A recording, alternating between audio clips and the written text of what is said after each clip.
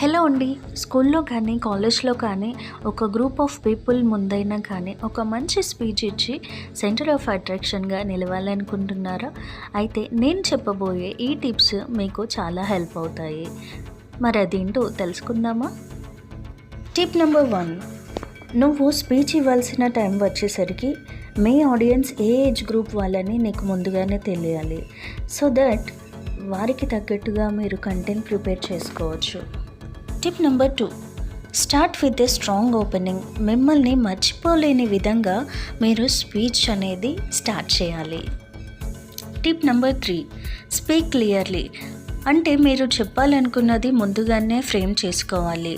ప్రతి ఒక్కరికి అర్థమయ్యే విధంగా, క్లియర్గా, ఈజీగా క్యాచ్ చేసే విధంగా ఉండాలి. Tip number 4, use body language. నువ్వు నీ స్పీచ్తో పాటు బాడీ లాంగ్వేజ్ కూడా యూస్ చేయాలి. అంటే నీ స్పీచ్కి తగ్గట్టు బాడీ లాంగ్వేజ్ మ్యాచ్ అవ్వాలి. Tip number 5, engage the audience. మధ్యలో ఆడియన్స్ని క్వశ్చన్స్తో ఇన్వాల్వ్ చేయాలి. Tip number 6, manage your nervousness. నీకు నర్వస్గా అనిపించినా అది కనపడకుండా మేనేజ్ చేయాలి. పైకి కాన్ఫిడెంట్గా ఉన్నట్టు ఉండాలి. Tip number 7, end with impact. నీ స్పీచ్ ఎండ్ వచ్చేసరికి ఒక ఇంపాక్ట్ క్రియేట్ చేయాలి. అప్పుడు ఆడియన్స్ నీకు ఇంప్రెస్ అవుతారు. మిమ్మల్ని ఎప్పటికీ గుర్తుపెట్టుకునే అవకాశం కూడా ఉంటుంది.